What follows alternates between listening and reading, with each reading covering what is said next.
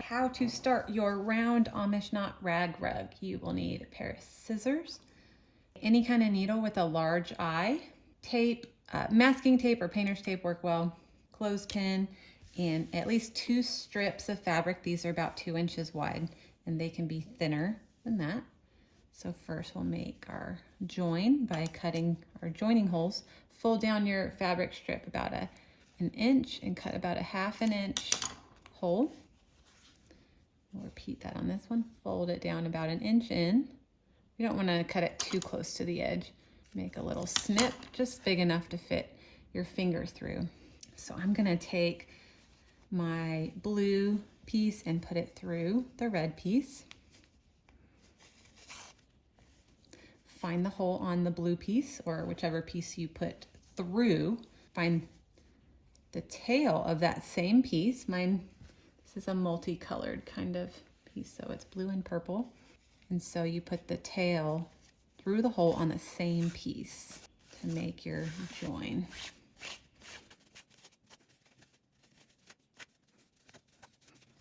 Nice tight join.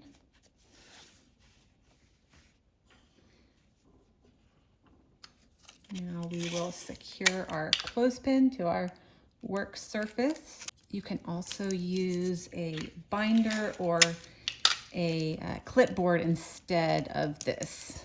Anything that you can pin your piece down under will work. It's just to stabilize it. And this is actually optional, but once you get the hang of it, you don't even need the clothespin, but it's helpful in the beginning. All right, so now we're gonna take our needle and we're gonna put it on the piece that we want to be our working piece or that we want to see more of.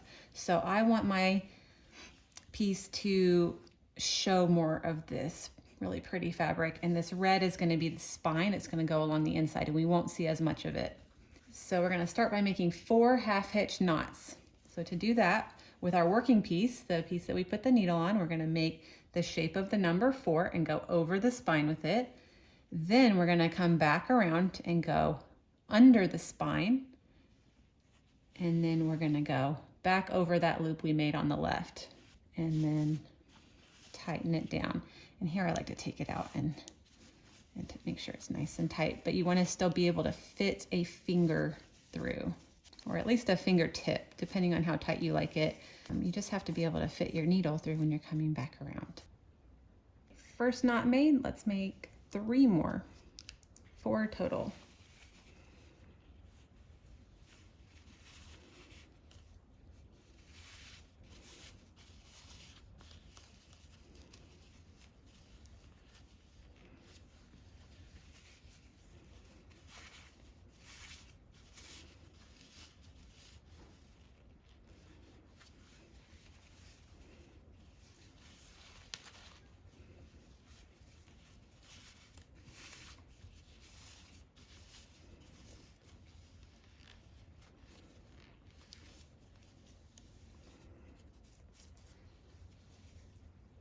One, 2, 3, 4.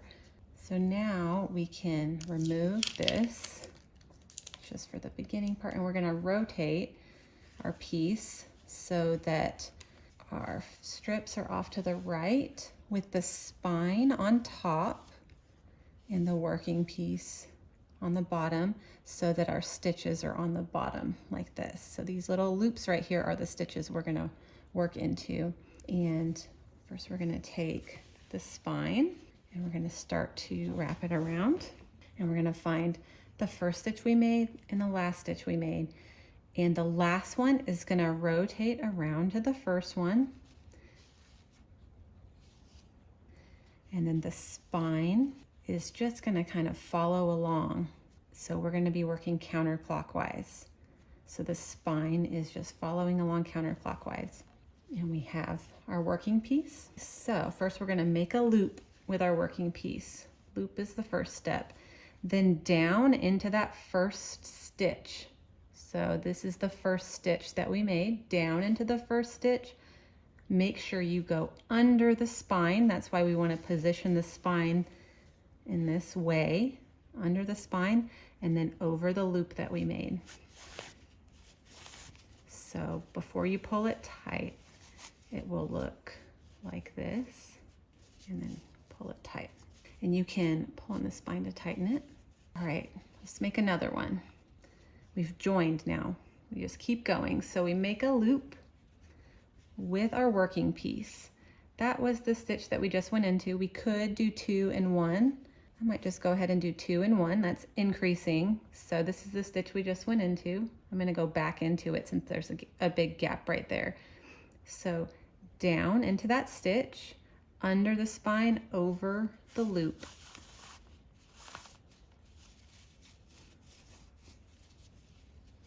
And we're just going to keep working counterclockwise in this way. So loop the working fabric down into the next stitch. See, it's in the next stitch right here, under the spine, over the loop.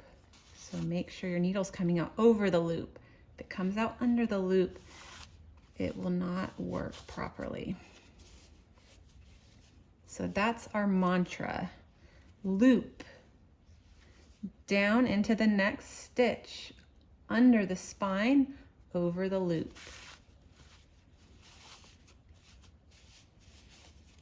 And tighten. All right. In here, your stitches might start to get further apart. You can either tighten the spine in the beginning, or you can increase. I have a pretty big space still left in this stitch, so I'm going to do 2 stitches in that one. Loop with the working piece down into the next stitch, under the spine, over the loop.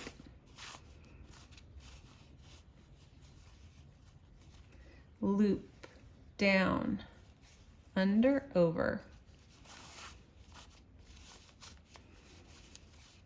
And you will be increasing a lot more in the beginning. So here I just increased 2 stitches in one space. And you just keep going. Loop down, under, over. Increase when needed. I like to increase randomly, but you can increase throughout an entire row as well. So this one didn't need an increase, so I move on to the next one. Loop down, under, over. And I'm just gonna tighten, let's see, yeah. Do an increase in that one. Loop down, under, over. One more, and then I'll show how to join again. Loop down, oh, popped out, but I still had my needle in place. So still loop down, under the spine, over the loop. And that's about as much as we can fit before it's time to join another fabric piece. To add a new piece, a slit in the old piece and slit in the new piece. New piece goes through the old piece. Then find the hole on the new piece and thread the tail through.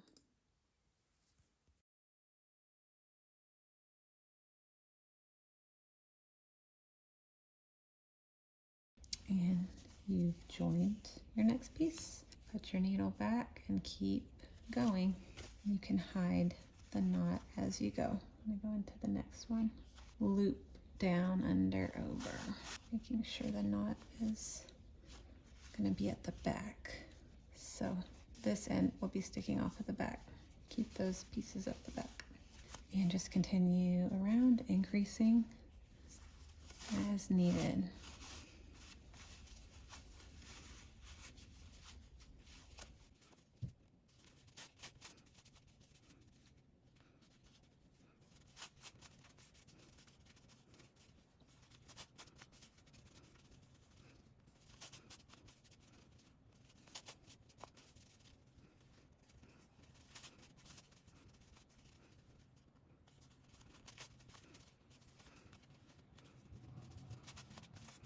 Okay, so that one will be hidden with this next stitch. Make sure it stays at the back.